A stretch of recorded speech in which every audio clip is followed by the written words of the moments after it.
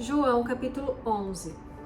Ora, havia um certo homem enfermo chamado Lázaro, de Betânia, da aldeia de Maria e de sua irmã Marta. Era aquela Maria que ungiu o Senhor com ungimento e secou seus pés com seus cabelos, cujo irmão Lázaro estava enfermo.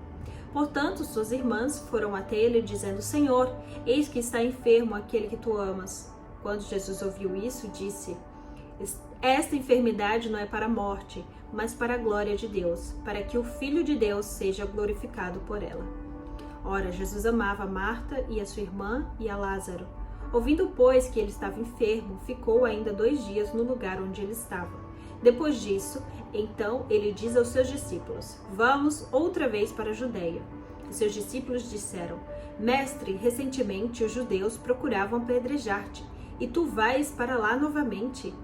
Jesus respondeu: Não há 12 horas no dia? Se algum homem andar de dia, ele não tropeça, porque ele vê a luz deste mundo. Mas se um homem andar de noite, ele tropeça, porque nele não há luz. Essas coisas ele falava e depois lhes disse: Nosso amigo Lázaro dorme, mas eu vou despertá-lo do sono. Disseram-lhe então os seus discípulos: Senhor, se dorme, ele ficará bom. Todavia Jesus havia falado de sua morte, mas eles pensavam que falava do repouso do sono. E Jesus disse-lhes claramente: Lázaro está morto, e eu estou contente por causa de vós, de que eu não estava ali, para que creias. No entanto, vamos até ele. Então disse Tomé, que é chamado Dídimo, aos seus discípulos: Vamos nós também, para que possamos morrer com ele. Então, chegando Jesus, encontrou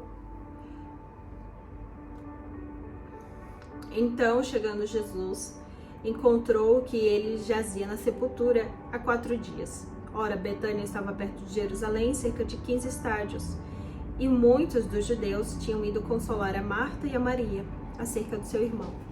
Ouvindo então Marta que Jesus vinha, foi ao seu encontro, mas Maria ficou assentada em casa. Então disse Marta a Jesus: Senhor, se tu estivesses aqui, meu irmão não teria morrido. Mas agora sei, tudo quanto pedires a Deus, Deus te concederá. Disse-lhe Jesus: Teu irmão há de ressuscitar. E disse-lhe Marta: Eu sei que há de ressuscitar na ressurreição do último dia. E disse-lhe Jesus: Eu sou a ressurreição e a vida. Quem crê em mim, ainda que esteja morto, ele viverá. E todo aquele que vive e crê em mim nunca morrerá. Crês tu isto? Disse-lhe ela: Sim, Senhor, eu creio que tu és o Cristo, o Filho de Deus, que havia de vir ao mundo. E tendo ela dito isso, seguiu seu caminho e chamou secretamente a Maria, sua irmã, dizendo: O mestre está aqui e te chama. Assim que ela ouviu isso, levantou-se depressa e foi até ele. Ora, Jesus ainda não tinha chegado à aldeia, mas estava no lugar onde Marta o encontrara. Os judeus, pois, que estavam com ela na casa, a consolavam. Vendo que Maria se levantara e saíra apressadamente, seguiram-na dizendo: Ela vai ao sepulcro para chorar. Tendo, pois, Maria chegado onde Jesus estava e vendo-o, se lançou aos seus pés, dizendo-lhe: Senhor, se tu tivesses aqui, meu irmão não teria morrido. Quando Jesus, pois, a viu chorar, e choravam também os judeus que vinham com ela, comoveu-se em espírito e conturbou-se. E disse: Onde o pusestes? Disseram-lhe: Senhor, vem e vê. Jesus chorou. Disseram-lhe então os judeus: Vede como ele o amava. E alguns deles disseram: Não podia este homem que abriu os olhos do cego fazer também com que este não morresse? Jesus, pois, novamente comovido por si mesmo, foi ao sepulcro. Era uma caverna e tinha uma pedra posta sobre ela. Disse-lhe Jesus: Tirai a pedra. Marta, irmã daquele que estava morto, disse-lhe: Senhor, já cheira mal, porque já está morto há 4 dias. Disse-lhe Jesus: Eu não te disse que se tu creres, verás a glória de Deus? Então eles tiraram a pedra do lugar onde jazia o morto.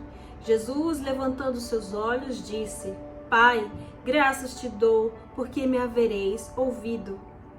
Eu sei que sempre me ouves, mas por causa da multidão que está ao redor é que falo assim, para que possam crer que tu me enviaste.